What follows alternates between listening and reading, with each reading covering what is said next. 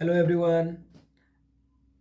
आज हम लोग पढ़ेंगे। नेक्स्ट क्वेश्चन है हमारा state the postulate of surrounding formation of quantum mechanics.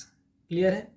Quantum mechanics का कुछ पोस्टुलेट्स हम लोग को पढ़ना है ना। तो ये पोस्टुलेट क्या होता है? कोई सिद्धांत होता है जिसको कि पहले मान लिया जाता है ना, फिर उसी के आधार पे सारे डेरिवेशन किया जाता है। जैसे कि हम लोग अगर क्लासिकल में पढ़ते हैं, क्लासिकल मैकेनिक्स में, है ना, क्लासिकल मैकेनिक्स में जब हम लोग पढ़ते हैं तो उसमें से दो टर्म पूरा का पूरा क्लासिकल मैकेनिक्स को क्लासिकल मैकेनिक्स के बहुत सारे फॉर्मूले को डिराइव कर देता है।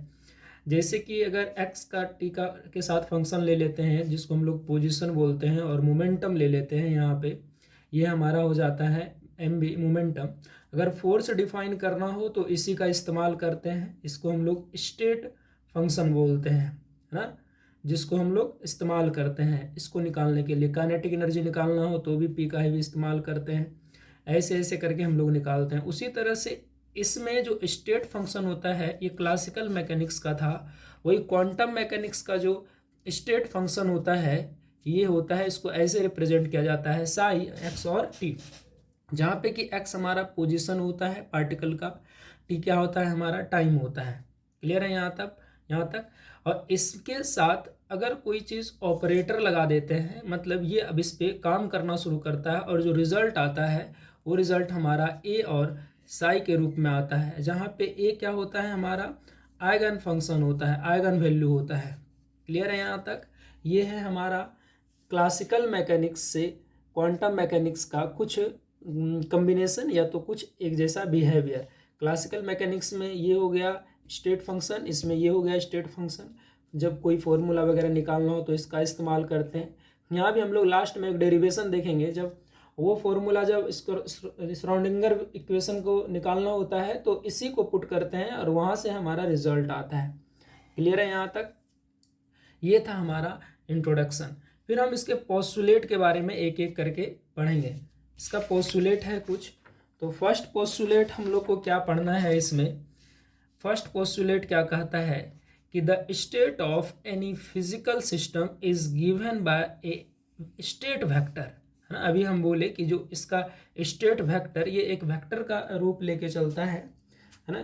तो उसका वो कैसे होता है दिख नहीं सकता, लेकिन हाँ ऐसा लगता है कि यह एक वेव की तरह, एक वेक्टर की तरह बिहेव करता है, तो इसलिए इसको क्या बोला गया, स्टेट वेक्टर इन हिल्बर्ट स्पेस। मतलब होगा कि जो वेव का दुनिया है या वेव के बारे में जहाँ से भी कोई चीज़ें निकल करके सामने आती है और वहाँ पे जो इस्तेमाल करते हैं हम लोग, है ना, उसका जो स्टेट वेक्टर होता है उसको ये रिप्रेजेंट करते हैं हम लोग। दिस इज ये साई एक्स और टी, पोजीशन और टाइम के रेस्पेक्ट में इसको रिप्रेजेंट किया जाता है। Contain the all information we need, जितना भी हम लोग को इंफॉर्मेशन निकालना होता है वो इसको पुट करते हैं, वहाँ से रिजल्ट आता है। Any super position of state vector is a state vector, है ना। सुपर पोजिशन जो स्टेट वेक्टर होता है उसको स्टेट वेक्टर कहते हैं। जैसे कि एक रिप्रेजेंटेशन दे रखा है इसमें, Sai dot x derivation x T का अगर दे दिया जाए तो इसको ऐसे करके डेरिवेशन इसका होता है a psi one x t plus b psi one x और टी। यहाँ पे जो वेव ऐसे करके पार करता है तो उसमें जो पार्टिकल वेव की तरह बिहेव करता है, तो एक्स क्या होता है पोजीशन वेक्टर और टी क्या होता है टाइम। ये हमारा पोस्टुलेट वन है, पोस्टुलेट वन। क्या क्लियर है यहाँ तक? इसमें से मेन क्या है कि जो ये स्टेट वेक्टर होता है इसको रिप्रेजेंट यहाँ कराना होता है और ये इक्वेशन बनाना होता है। क्लियर है? ये सारी इक्वेशन है, उसमें डेरिवेशन किया जाता है चैप्टर वगैरह सब में। क्वेश्चन में तो इसमें डेरिवेशन नहीं हो सकता। क्लियर है यहाँ तक? कुछ पोस्टुलेट है जो कि वो लोग सिद्धांत के रूप में मान लेते हैं। दूसरा पोस्टुलेट क्या है, to every observable and the dynamically variable this corresponds a linear Hermitian operator whose eigen value form a complete basis and satisfying the value of condition। कह रहा है कि कुछ ऐसे हैमिल्टन ऑपरेटर्स होते हैं जो फंक्शन के रूप में, है ना, वो सेटिस्फाइड करना चाहिए कुछ कंडीशंस को। तो ये कंडीशन है कि अगर उसमें आई कंजुगेट कर दिया जाए जे के साथ ए ऑपरेटर को अगर इंटीग्रेट करके, तो यहाँ से ये दोनों बराबर हो जाता है, कंजुगेट और आई और जे के बराबर हो जाता है, जहाँ पे आई जे हमारा क्या है, वेव फंक्शन दे रखा है। क्लियर है।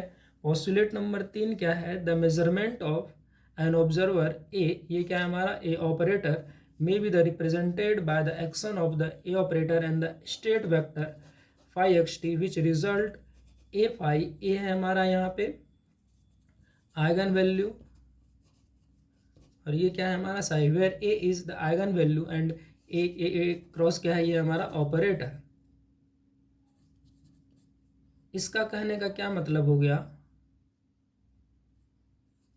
इसका कहने का क्या मतलब हुआ कि अगर इस फंक्शन में ऑपरेटर को डाल दिया जाए, यहाँ पे अगर हम ऑपरेटर लिख देते हैं तो यहाँ से ये रिजल्ट देता है हमारा, आइगन वैल्यू देता है और ये आइगन फंक्शन देता है।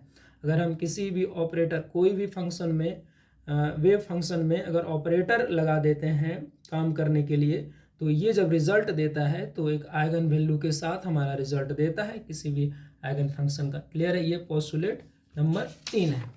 पोस्टुलेट नंबर 4 क्या कहता है, the time evolution of the state vector, इसका जो टाइम इवोल्यूशन का जो रिलेशन होता है is given by the time dependent Schrodinger equation, है ना, by the time dependent Schrodinger equation का जो ये डेरिवेशन करके फॉर्मूला आता है उसको याद करना है। क्लियर है। ये पोस्टुलेट है। जैसे कि हम लोग न्यूटन्स लॉ इक्वेशन में पढ़ते हैं ना क्लासिकल मैकेनिक्स में, फॉर्मूला उसमें कोई पुट करो आंसर लेके आओ, वही इसमें होता है कि इसका वैल्यू यहाँ पे पुट करना होता है और इसका रिजल्ट अलग अलग तरीके से आता है। एक पोस्टुलेट और हम लोग कर सकते हैं कि अगर वेव फंक्शन हमारे पास दे रखा है साई एक्स टी, अगर फर्स्ट डेरिवेशन करते हैं तो D psi upon D x, ये हो गया एक्स और टी अलग अलग, सेकेंड डेरिवेशन डी स्क्वायर, जैसे कि हम लोग कैलकुलस में करते हैं। क्लियर है। तो ये 5 पोस्टुलेट है, इसको याद रख लेना है।